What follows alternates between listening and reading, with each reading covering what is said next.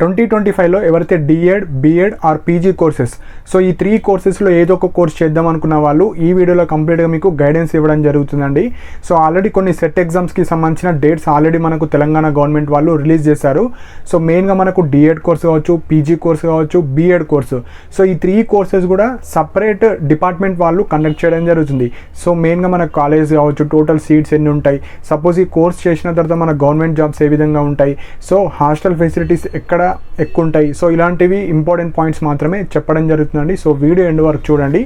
So మెయిన్గా కొంతమందికి doubts ఉంటాయి, మేము ఓన్లీ ఒకటే ఎంట్రన్స్ ఎగ్జామ్ రాయొచ్చా, అన్ని మల్టిపుల్ ఎంట్రన్స్ ఎగ్జామ్స్ రాయొచ్చా అంటే, మీరు నాట్ ఓన్లీ ఒక ఎంట్రన్స్ ఎగ్జామే కాదు, మీరు ఎలిజిబుల్ అయ్యే అన్ని ఎంట్రన్స్ ఎగ్జామ్స్ రాసుకోవచ్చండి.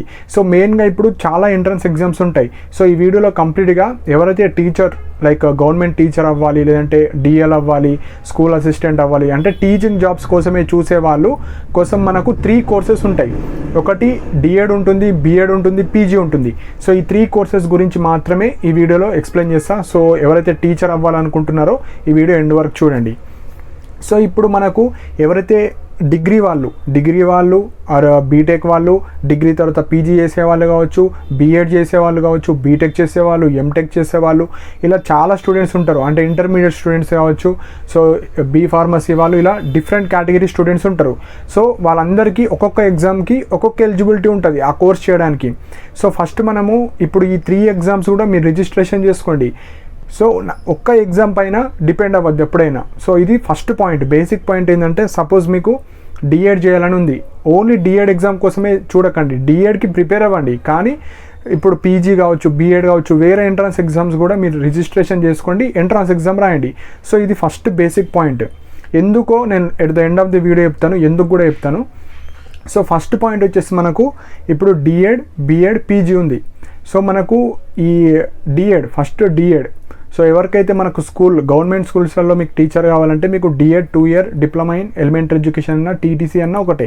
సో ఆ కోర్స్ చేయాలంటే మీకు ఒక ఎలిజిబిలిటీ క్రైటీరియా ఉంటుంది, లైక్ ఇంటర్మీడియట్ కావచ్చు, ఇంటర్మీడియట్కి సంబంధించిన ఈక్వివాలెంట్ ఉన్న అందరు ఎలిజిబులే. సో బేసిక్ ఇంటర్మీడియట్ ఉంటే మీరు 2 ఇయర్స్ డిఎడ్ వేసుకోవచ్చు. అదే మీరు బీఎడ్ అనుకోండి, బీఎడ్కి మనకు ఒక గ్రాడ్యుయేషన్ కావాలి, అంటే డిగ్రీ, ఏదో ఒక డిగ్రీ ఉండాలి.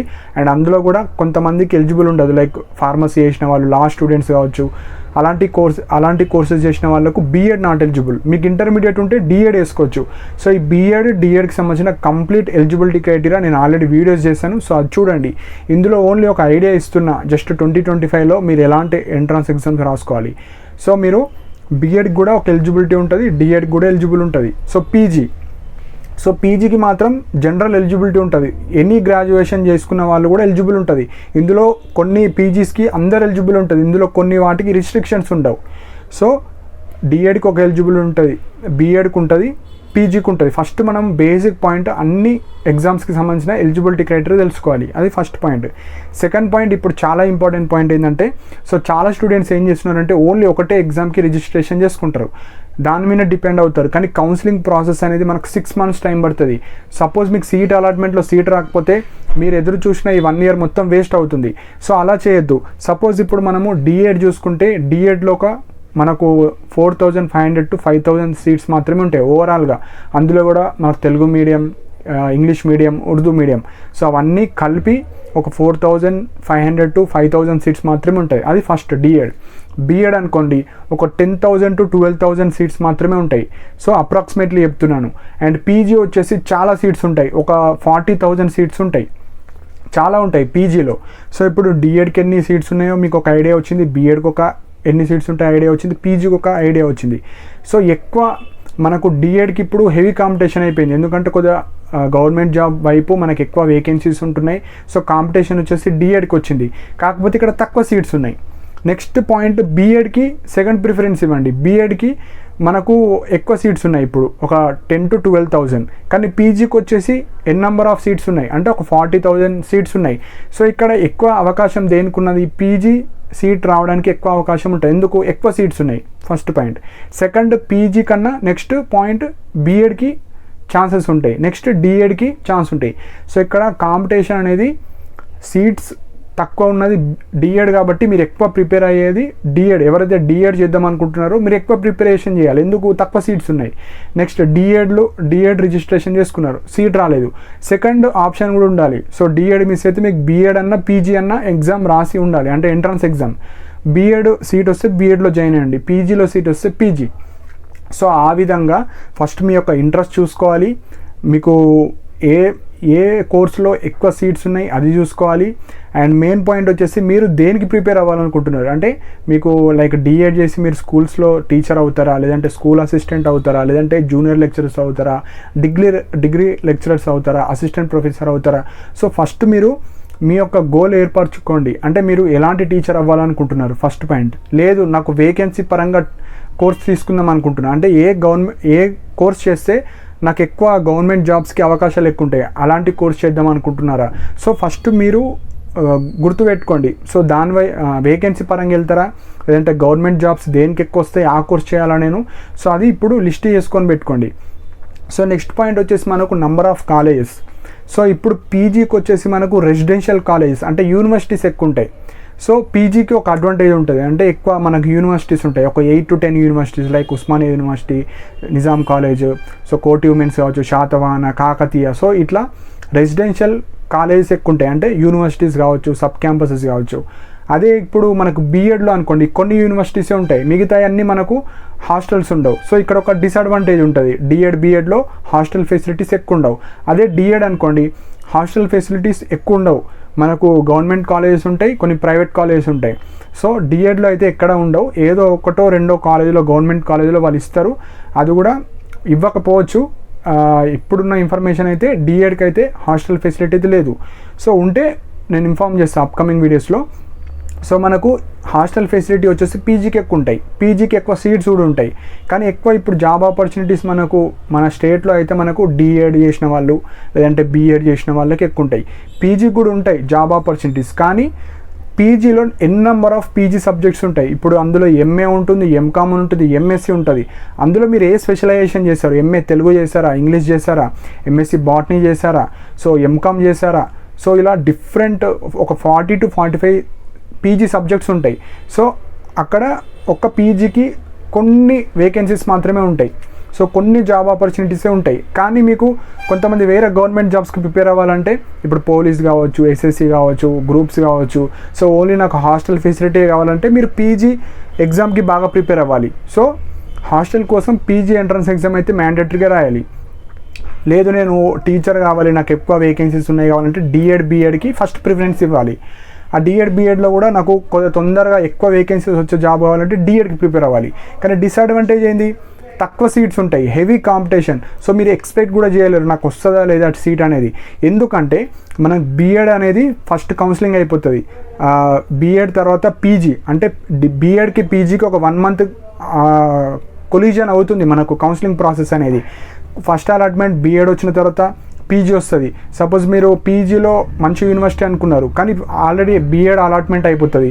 సో అలా చాలా ఇష్యూస్ ఉంటాయి. కాబట్టి ఫస్ట్ మీరు ఫోకస్గా ఏ ఎంట్రన్స్ ఎగ్జామ్ మీరు రాయాలనుకుంటున్నారు, ఏ గవర్నమెంట్ జాబ్ ప్రిపేర్ అవ్వాలనుకుంటారో దాన్ని ఒక ప్రాపర్ ప్లాన్గా ఉంచుకుంటే మీకు ఇది కాకపోయినా ఇది సెకండ్ ప్రియారిటీ, సెకండ్లో మిస్ అయినా థర్డ్ ప్రియారిటీ. ఇప్పుడు డిఎడ్ ఎవరైతే చేద్దాం అనుకుంటున్నారో ఇది సపరేట్ బోర్డ్ కండక్ట్ చేస్తుంది. సో ఈ డిఎడ్ వచ్చేసి మనకు జూన్లో వస్తుంది, జూన్ తర్వాత జూలైలో ఎగ్జామ్ ఉంటుంది. దాని ప్రాసెస్ అనేది చాలా లేట్గా ఉంటుంది. సపోజ్ కొంతమంది ఆ ఒక్క ఎంట్రన్స్ ఎగ్జామ్ రాసి 2024లో దాని మీద ఆధారపడిన వాళ్ళకు సీట్స్ రాలేవు. సో ఇప్పుడు 1 year అకాడమిక్ ఇయర్ అనేది వాళ్ళకి వేస్ట్ అయిపోయింది. సో ఎప్పుడైనా ఒక ఎంట్రన్స్ ఎగ్జామ్ మీదనే మీరు ఫోకస్డ్గా ఉండండి, కానీ ఆల్టర్నేట్ కూడా చూసుకోండి. సపోజ్ మీరు డిఎడ్ లాస్ట్కు, సపోజ్ ఈ ఇయర్ మనకు డిఎడ్ అనేది లాస్ట్కి జరిగింది ఎంట్రన్స్ ఎగ్జామ్ కౌన్సిలింగ్ ప్రాసెస్. కొంతమంది డిఎడ్లో సీట్ వచ్చిన వాళ్ళు ఆల్రెడీ వేరే కోర్స్ చేసేవాళ్ళు, వాళ్ళు ఆల్రెడీ జాయిన్ అయిన వాళ్ళు అడ్మిషన్ క్యాన్సిల్ చేసుకొని వెళ్ళొచ్చు. బీఎడ్ పీజీ జాయిన్ అయిన తర్వాత అక్కడ ఎంతైతే అమౌంట్ కట్టమంటారో అది కట్టేసి మీరు డిఎడ్ చేద్దాం అనుకుంటే అట్లా ఆప్షన్ ఉంటుంది. అడ్మిషన్ క్యాన్సిల్ చేసుకోవాలి, మళ్ళీ సర్టిఫికెట్స్ అక్కడ నుంచి తెచ్చుకొని డిఎడ్ చేసుకోవచ్చు. కానీ ఓన్లీ ఒకటే ఎగ్జామ్ మీద ఇప్పుడు ఓన్లీ ఒకటే డిఎడ్ రాసా, ఓన్లీ పీజీఏ రాసా, ఓన్లీ బీఎడే రాసా, మీరు అనుకున్న కాలేజీ రాలేదు. ఇప్పుడు కొంతమంది లాస్ట్ ఇయర్ ఓన్లీ పీజీ ఎగ్జామే రాశారు ఓన్లీ యూనివర్సిటీస్ కోసం. కొంతమందికి యూనివర్సిటీస్లో రాలేదు, సో అక్కడ కూడా హెవీ కాంపిటీషన్ ఉంటుంది. సో అప్పుడు ఏమవుతుంది, వాళ్ళు ఒకటే ఎంట్రన్స్ ఎగ్జామ్ రాయడం వల్ల వాళ్ళు చేస్తే పీజీ చేయాలి, పీజీ గవర్నమెంట్ సీట్ రాలేదు, ప్రైవేట్ కాలేజీలో వాళ్ళు ఎట్లా చేయరు, పీజీ ప్రైవేట్ కాలేజ్లో ఎక్కువ మంది చేయరు, ఎందుకంటే వాళ్ళు చేసేదే హాస్టల్ ఫెసిలిటీ కావచ్చు, మంచి ఫ్యాకల్టీ గురించి, లైబ్రరీ కావచ్చు, ఇలాంటి హాస్టల్ ఫెసిలిటీస్ అన్నీ యూనివర్సిటీలో ఉంటాయి. సో మోస్ట్లీ అందరు యూనివర్సిటీ కోసమే చూస్తారు, యూనివర్సిటీలో రాకపోతే వాళ్ళు ఆ ఇయర్ జాయిన్ అవ్వరు, మళ్ళీ నెక్స్ట్ ఇయర్ రాయాల్సిందే. సో అట్లా వేస్ట్ అవ్వకుండా మీరు ఆల్టర్నేట్గా ఏదో ఇంకొక entrance exam. So not only ఈ 3 అండి, ఇవి టీచింగ్కి సంబంధించినవి. డీసెట్ వచ్చేసి డిఎడ్కి, మనకు సిపి గెట్ అనేది మనకు జూన్లో వస్తుంది. సో సిపి గెట్ వచ్చేసి పీజీకి, ఎడ్సెట్ వచ్చేసి బీఎడ్కి. సో ఈ ఎంట్రన్స్ ఎగ్జామ్ కాకుండా మీరు లాసెట్ రాసుకోవచ్చు, ఐసెట్ రాసుకోవచ్చు, ఎంబీఏ ఎంసీఏ కోర్సెస్కి. లాసెట్కి 3 year ఎల్ఎల్బి కావచ్చు, 5 year ఎల్ఎల్బి కావచ్చు. అండ్ ఎవరైతే ఇంజనీరింగ్ బ్యాక్గ్రౌండ్లో ఉన్నారో మీరు బీటెక్ తర్వాత ఎంటెకే కాకుండా మీరు ఎడ్సెట్ రాసుకోవచ్చు, బీఎడ్ రాసుకోవచ్చు.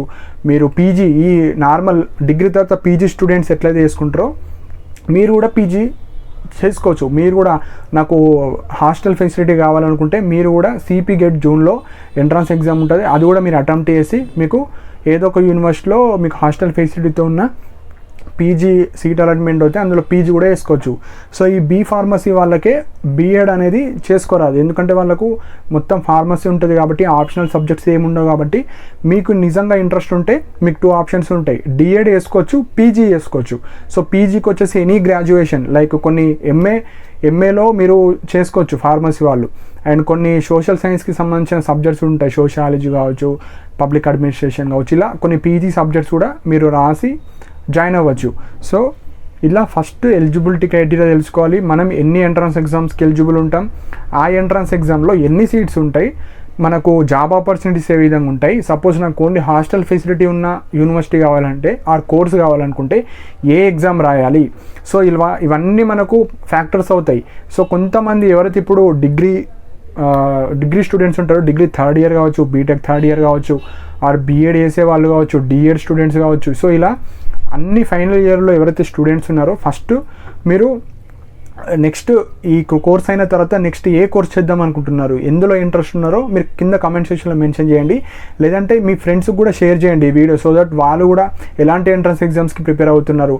సో మనకు కాంపిటీషన్ తెలుస్తుంది. సో నెక్స్ట్ ఈ 2025లో ఎక్కువ స్టూడెంట్స్ ఏ ఎంట్రన్స్ ఎగ్జామ్ కోసం చూస్తున్నారో ఒక ఐడియా వస్తుంది. సో దట్ మనకు లైక్ అప్కమింగ్ వీడియోస్లో దేని మీద లైక్ కాలేజ్ కావచ్చు, మీకు ఇప్పుడు ఎగ్జాంపుల్ బీఎడ్ జాయిన్ అయితే బీఎడ్కి సంబంధించిన కాలేజ్ కావచ్చు, లైక్ నాట్ ఓన్లీ ఈ కోర్సెస్ అండి, బీపెడ్ కోర్సెస్ ఉంటాయి, లైక్ ఫిజికల్ ఎడ్యుకేషన్కి సంబంధించినవి కావచ్చు. సో ఇలాంటివి అన్ని కోర్సెస్ ఉంటాయి.